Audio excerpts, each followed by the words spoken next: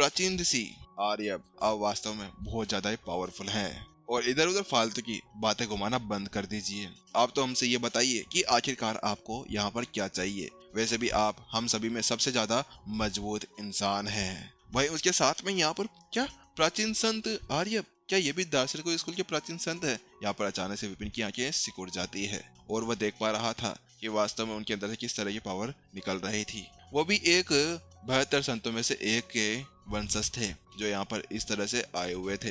तो विपिन उसके साथ में टेलीपैथिक द्वारा इंद्रसेन से पूछता है, मास्टर इंद्रसेन, क्या आपको ये पता है कि आखिरकार ये आर्यभ कौन है? तो वही मास्टर इंद्रसेन कहता है, नहीं, हमें तो इसके बारे में नहीं पता है। मैंने यहाँ पर सभी से मिल चुका हूँ। इसके अलावा मुझे यहाँ पर किसी के साथ में मिलना इतना ज्यादा अच्छा भी नहीं लगता है। मैं हमेशा दूर रहा करता हूँ, लेकिन आज तक मैंने यहाँ पर इनके बारे में कुछ भी नहीं सुना है। तो वहीं दूसरी तरफ विपिन हैरान था, क्या आपने भी नहीं सुना है? तो आखिरकार ये राक्षस इनको कैसे जानता है? आखिरकार इनके बीच में ऐसी क्या चीज है जिसकी वजह से इस राक्षस ने अभी भी कह दिया है कि यहाँ पर प्राचीन संत आर्यभ, आखिरकार आप इतना पावरफुल हैं। इसका मतलब तो ये है कि यहाँ पर इस बंदे के अंदर कुछ ना कुछ काला है। क्या पता ये पूरी तरह से ही काला वाला हो। ये जहाँ पर विपिन इसी बारे में बातचीत कर रहा था और इसी बारे में सोच विचार कर रहा था ना, कि अचानक से एक बीस्ट की आवाज सुनाई देती है। चाहे से आप कुछ भी कहें, लेकिन यहाँ पर मेरे को यहाँ पर एक स्लॉट नहीं 2 स्लॉट चाहिए। मुझे अपने आप को साबित करना है। इसके अलावा हमें अभी तक अधीनस्थ हॉल के अंदर से एक भी कोई भी चीज नहीं मिली है। हमें कोई भी ऐसी चीज नहीं मिली है जिसके साथ में हम कुछ कर सकते हैं। इसी वजह से यहाँ पर हमें भी 2 स्लॉट चाहिए ताकि हम लोग आगे जा सके। ये बात कहने वाला कोई और नहीं था, ये एक बीस्ट था जो दिखने में फॉक्स जैसा लग रहा था। ऐसा कहा जा सकता है कि 9 टेल फॉक्स की जैसे वो लग रहा था, लेकिन वास्तव में वो बहुत ज्यादा पावरफुल था। उसके अंदर से एक खतरनाक एनर्जी बाहर निकल रही थी। वो डार्क रेड और उसके साथ में ब्लैक कलर के साथ में गिरा हुआ था और आसपास के अंदर बहुत ज्यादा खतरनाक डार्क एनर्जी बिखरी हुई थी। उसकी आंखें लाल कलर के अंदर साइन कर रही थी। साथ में वो कहता है, अगर हम लोगों को यहाँ पर 2 स्लॉट ना मिला तो उसके बाद में यहाँ पर हम सब कुछ बर्बाद कर देंगे।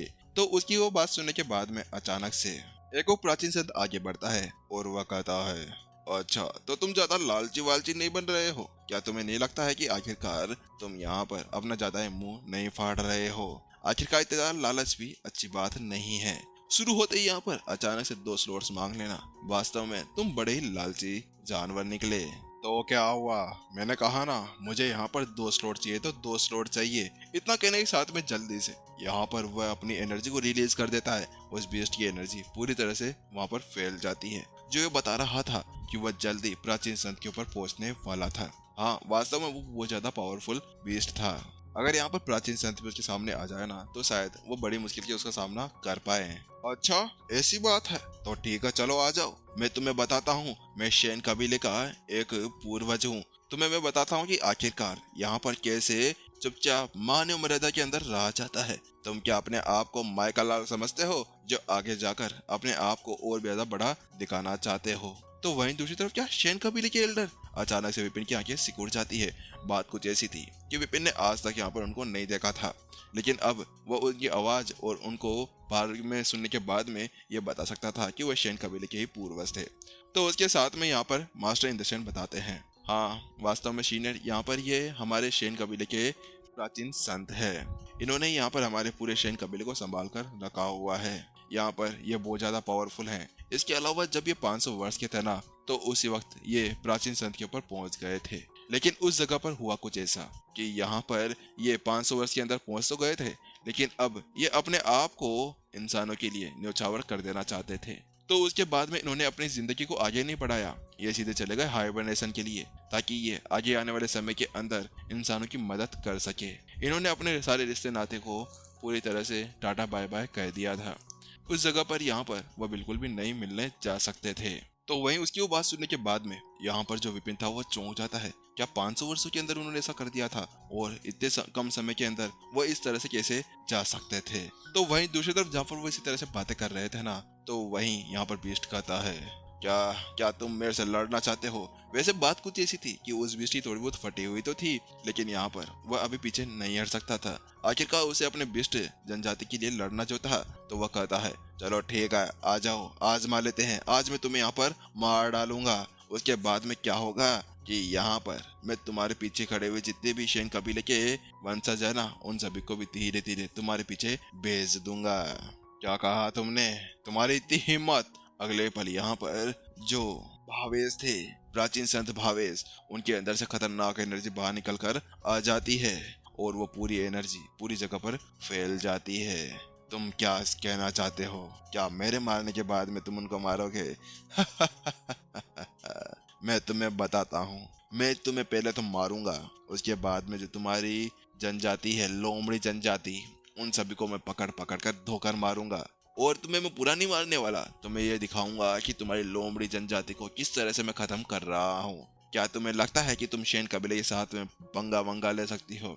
पागल, तुम्हारी इतनी हिम्मत कैसे हो गई कि तुमने शेन कबीले के ऊपर इस तरह से हाथ उठाने की कोशिश कर दी? वहीं दूसरी तरफ अचानक से एक और आवाज सुनाई देती है। वह आवाज सुनते ही यहाँ पर विपिन चौंक जाता है। ये तो वही राक्षस प्राचीन संत है जिसका नाम प्रियांश बताया गया था। क्या ये भी यहाँ पर आ गया है?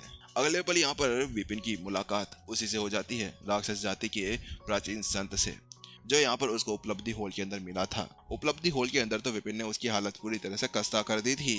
तो वो राक्षस जनजाति का जो प्राचीन संत था ना, वो अपनी चालें चलना शुरू करता है और वो कहता है, तुम्हें क्या लगता है कि यहाँ पर तुम इस तरह से शेन कबीले को दबा सकती हो? तुम्हें पता है कि यहाँ पर तुम्हारे कुछ जानवरों ने पहले शेन कबीले के एक लड़के के सामने सबमिट कर दिया है। वह सभी यहाँ पर खुबानी हॉल के अंदर थे। खुबानी हॉल के अंदर से ही उन सभी को यहाँ पर अपना पालतू जानवर बनाकर शेन कबीले के एक युवा ने रख लिया था। अगर तुम्हें यकीन नहीं है तो उस तरफ देखो और यहाँ पर तुम पता लगा सकते हो कि तुम्हारे पीछे तुम्हारे वह सभी बीस्ट नहीं है जो खुबानी हॉल के अंदर चले गए थे। तो अचानक से यहाँ पर जो वह लोमड़ी अभी यहाँ पर इसी तरह से गुस्से के अंदर थी ना, वह चौंक जाती है और अपने पास में खड़े हुए एक बीस्ट से कहती है, जाओ और देख कर आओ। उसके साथ में वो बीस्ट जाता है और वापस लौट कर आ जाता है। उसके बाद में कुछ बड़बड़ाता है और अगले पल उसकी आंखें वहीं पर ही बाहर निकल कर आ जाती है और उसके अगले पल उसका गुस्सा वहां पर भड़क उठता है। उन सभी की इतनी हिम्मत कैसे हो गई कि 20 जनजाति का यहाँ पर वह नाम खराब करे? तो वहीं दूसरी तरफ यहाँ पर भावेश पूछता है, क्या क्या यहाँ पर वास्तव में विपिन ने भी उन सभी जानवरों को भी अपना पालतू जानवर बना लिया है? बात कुछ ऐसी थी कि भावेश ने पहले 5 संत जानवरों को देखा था, लेकिन वो 5 संत जानवर इतने ज्यादा पावरफुल नहीं थे जितने खतरनाक यहाँ पर ये सभी लग रहे थे। तो उसके साथ में यहाँ पर वह विपिन से पूछता है, क्या आपने वास्तव में उसके साथ में ऐसा कुछ किया था? तो यहाँ पर विपिन उन्हें बताता है, हाँ, बात कुछ ऐसी कि मुझे नहीं पता था कि यहाँ पर वो सभी जानवर इनके हैं। मुझे तो ऐसा लगा कि यहाँ पर उनको मेरी मदद चाहिए। बात कुछ ऐसी कि यहाँ पर वह है ना सभी खुबानी पेड़ों के बीच में फंसे हुए थे, तो मैंने उनकी मदद कर दी। यहाँ पर विपिन अपना पूरा तरह से बोला चेहरा बनाकर कह रहा था। ऐसा लग रहा था उससे मासूम कोई भी नहीं है। लेकिन भाई, हम सभी तेरे व्यूअर्स हैं, हम तेरे फैंस हैं, हम जानते हैं कि विपिन की तादाद बड़ा हरामी है। वह आगे कहता है, और इसके अलावा आपको पता है, मैंने उसके अंदर कोई लोमड़ी नहीं देखी जिसके साथ में मैं समझ सकूं कि यहाँ पर वो लोमड़ी प्रजाति की एक लोमड़ी वोमड़ी होगी। यहाँ पर विपिन मायूस चेहरा बनाते हुए कहता है। तो वहीं दूसरी तरफ है भावेश अब खुद को हंसने से नहीं रोक पाता है। वास्तव में अब उस तरफ यहाँ पर वह दहाड़ते हुए हंसने लगता है। बात कुछ ऐसी थी कि भावेश को पता था कि यहाँ पर है ना जो विपिन है वो बड़ा चंट है और बहुत ज्यादा ही चालाक भी। इसी वजह से वो अपनी बातों को बताना नहीं चाह रहा था, वह अपनी बातों को छुपा रहा था। लेकिन भावेश तो तेरा भावेश, आखिरकार विपिन उनका वंशज था, उसको तो पता ही होगा ना। तो वह कहता है, बेचारी लोमड़ी, बेचारी के दांत कट गए, नाखून कट गए, बेचारी की नाक कट गई। तुम्हारी तो नाक होती ही नहीं है, तुम्हारे तो केवल नॉर्मल से नथुने होते हैं, उनमें से सूंघना होता है तुम्हें। बेचारी, यहाँ पर उसकी पूरी तरह से हालत खराब हो गई थी। आखिरकार कुछ समय पहले यहाँ पर वह बड़ी बड़ी फेंक रही थी कि हमारे जानवर ऐसे हैं, हमारे जानवर वैसे हैं, हमारा जानवर यहाँ पर पूरी जगह को हिलाकर रख देंगे, हम पूरी तरह से नष्ट कर देंगे। लेकिन पहले ही यहाँ पर उसके कुछ जानवरों को सेन कबीले के एक ने उनके अधीन कर लिया था। वहीं दूसरी तरफ अब भावेश की इस तरह से उकसाए जाने की वजह से यहाँ पर जो वह बीस्ट था ना, वो पूरी तरह से गुस्से में आ जाता है और कहता है, तुम क्या मरना चाहते हो? बकवास बंद करो और झेलो इसको। अगले पल वो अपने एक पंजे को ऊपर उठाता है और उसके अगले पल वो अपने पैरों के ऊपर खड़ा हो जाता है और उसकी जो बॉडी थी ना अब दिखने लगती है। उसके 6 पैक्स भी थे, तो मैं दिखाता मैं बाद में, पर अब इसमें इमेज नहीं है। वह जल्दी से अपने पंजों को ऊपर की तरफ उठाता है और एक मून स्टेज की तरफ कर देता है। अगले पर ऐसा लगता है जैसे कि यहाँ पर चांद को काटते हुए कुछ पंजे सीधे उसकी तरफ बढ़ते हुए जा रहे हैं। ओह अच्छा, ऐसी बात है, तुम भी अपनी मौत को दावत दे रहे हो। मैं तुम्हें यहाँ पर आज पकाकर खाने वाला हूँ। भावेश इतना कहता है और जल्दी से अपने हाथ में से तलवार बाहर निकाल लेता है। भावेश अभी बहुत ज्यादा खतरनाक लग रहा था। इस जगह पर यहाँ पर उसके हाथ के अंदर केवल एक तलवार थी और उसके वस्त्र बिल्कुल शांत और सुजीले लग रहे थे। वो भी जल्दी से एक अटैक को आगे की तरफ स्लैश करता है और बहुत सारी तलवारें वो भी बहुत ज्यादा बड़ी बड़ी थी भूम भूम भूम अगले पल पंजों के साथ में जाकर टकरा जाती है। पंजों के साथ में टकराने की वजह से जो 20 जनजाति का लीडर था ना, वो पीछे की तरफ उछल जाता है।